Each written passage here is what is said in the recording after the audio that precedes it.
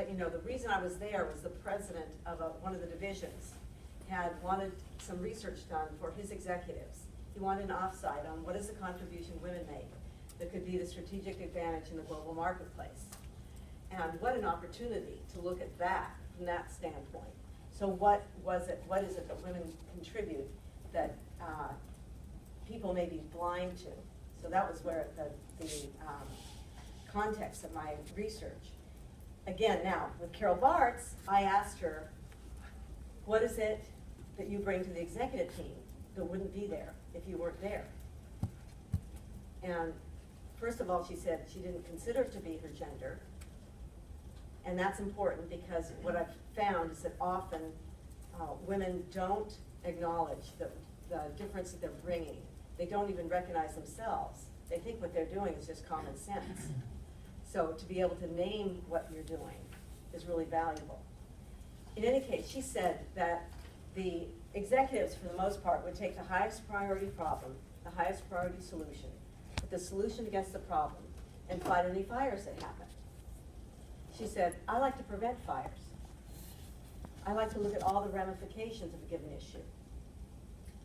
And I was thrilled because at the time, the management guru was Peter Senge, and the book talking about the fifth discipline was focusing on how we needed a more systems way of seeing things, you know, more integrated way, looking at the whole larger picture. And for me, that was a perfect example of what she was talking about, and she called it being a fire preventer. However, then she added, for this, I'm considered to be not a team player. And that was the big aha for me, because something that was as valuable as being a fire preventer was being misinterpreted. Now, in terms of American sports, I can make the analogies. Does anyone care to guess about why seeing all the ramifications of an issue would be considered to be not a team player? You can be more objective to see things. She can be more objective to see things? Yeah, to see the whole situation and be neutral to deal with the problems. Right? Well, why would she be considered to be not a team player? Because you are getting to it, you're going to play with them. So no, you have to get out and see things. Okay? Well, can I? So Okay, well, I mean, I can understand, I see what you mean in that terms, yeah, yeah, if, in the context of all the other members being men, yeah. she's the only woman, and she's disrupting the flow of the attack. Perfect. Stalling the action. You want- Hunters versus. Right, you're all planners. gathering, yeah, Right. right. And so, you know, the guys want to go move ahead quickly. They want to attack. And this is She wants to more, plan the attack. a more complex way of approaching it. Yeah. So stalling the action. And then also, she was getting into other people's turfs. She was worldwide operations, but she was getting into finance and R&D and HR. And those were not her areas.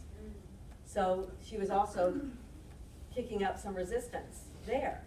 And of course, not following the call of the quarterback, you know, which, you know, the American sports analogy, or the coach, who was supposed to be leading the team. She wanted to do something else. So that was for me the big aha.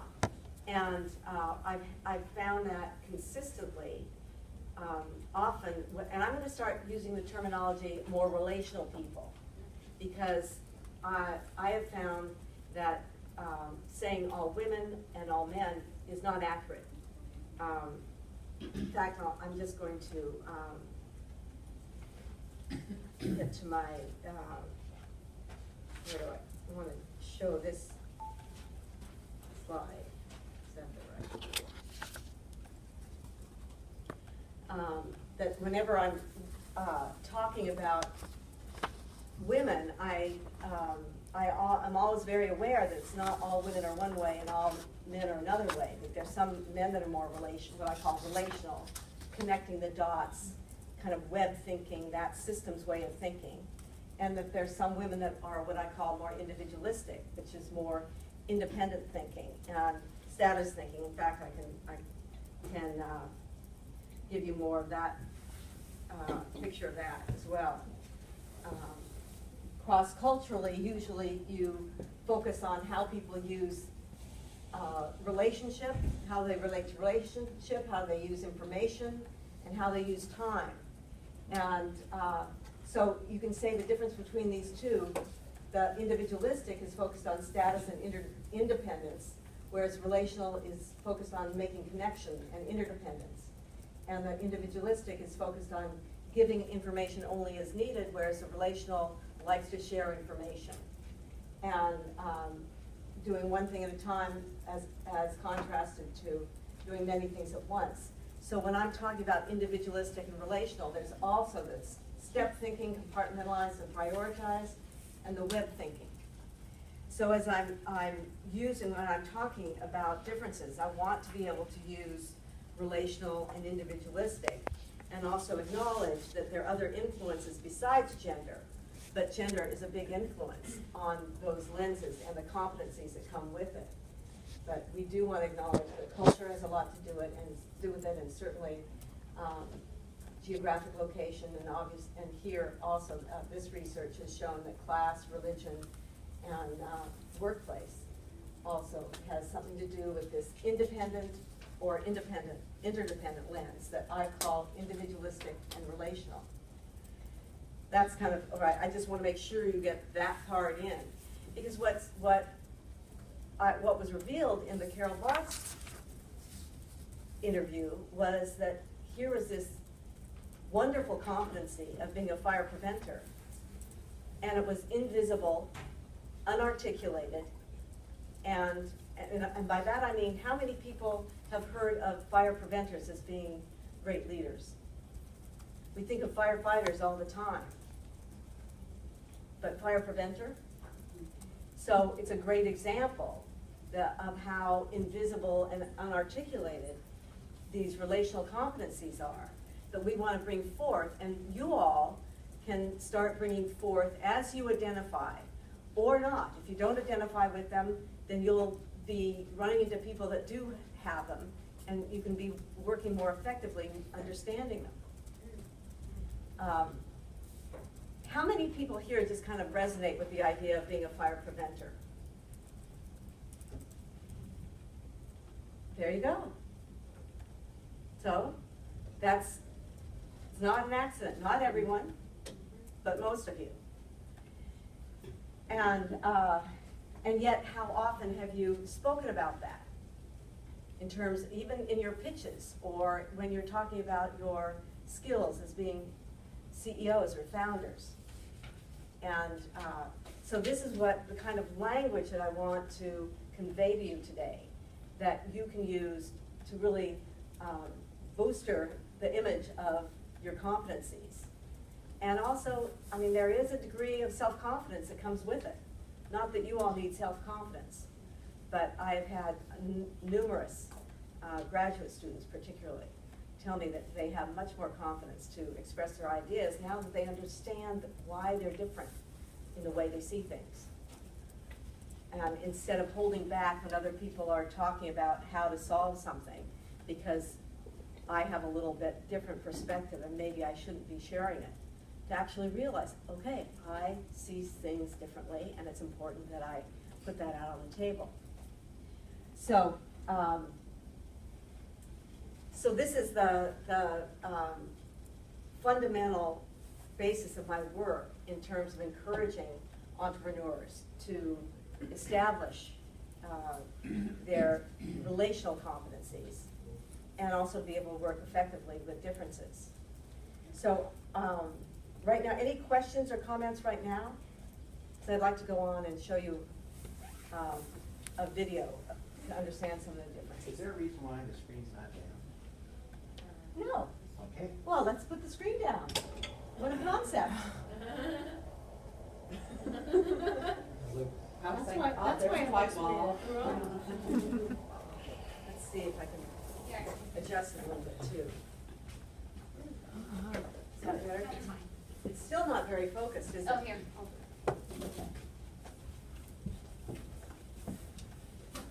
Problems over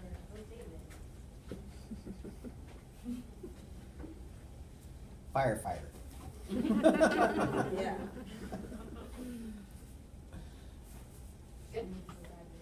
That's much clearer. Thank you very much.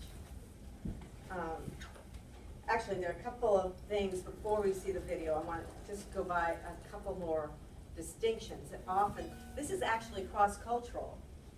That there are more high-context cultures and more low-context cultures. But this also works for gender as well. And as much as this is about a conversation, you can move the lines from the eyes to the mouth to the thinking. And it really represents the difference. And you can, just sitting there, you can imagine how one type of person would think of the other. That maybe the more high context people would think, oh, well, they're myopic. They see things so narrowly. Whereas the low context people could easily say, oh, they're scattered and all over the place. They are not focused. And in fact, when I was doing my research at Sun, I interviewed executives and found that pattern. I asked, what is it that was having women not be promoted? And one of the executives really represented what sort of the general findings. He said, well, they're not ready yet. And I said, what does ready look like? And he said, will they be competent? And I said, what does competency look like? And he said, they'd be able to get right to the heart of the matter.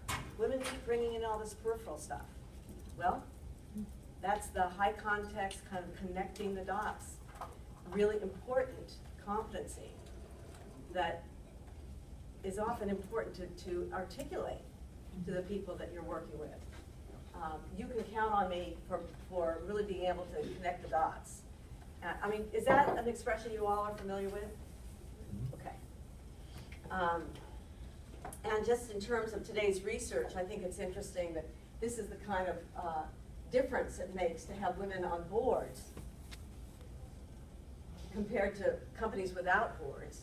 Without women on boards. But what was interesting to me, I went to a panel at Stanford a few years ago about getting more women on boards, and there was a woman who was on the board of 4 different companies on the panel. And she was asked the same question that I've asked Carol Bartz. What does it mean bring to the executive team? And her answer was common sense. Now, what does that say about her, and what does it say about the men she works with? We're not sure. Yeah, well, the men don't have common sense, and she only has common sense. So I took her aside afterwards at the reception and told her the Carol Bartz story about the fire prevention and a more systems thinking. And she said, that's what I mean by common sense. And she had been asked when she was speaking if she would advocate for more women on boards. And she had said no, she had to advocate with regards to competency or experience and skills. And so I asked her, could you advocate for more systems thinkers on your boards? And she said, yes, I can do that. So it's just, I tell that story to be able to paint the picture of how invisible these competencies are even to us relational people. Not just to the people that are misinterpreting it as not being competent. And one more piece of research that I think is really interesting, I'm thrilled that we're getting more research nowadays, is that MIT and Carnegie Mellon they've been researching on what is it about a team or a group that can provide a more complex solution, a higher collective intelligence. And they were surprised. It was a number of women in the group that provided more collective intelligence. They themselves said it was because women took turns and women have an ability to read faces. They call it social sensitivity. And as an example, this is the kind of research about social sensitivity. Reading the mind and the eyes test. What do you think this person is saying? Which word best describes what person is the person in the picture is thinking or feeling?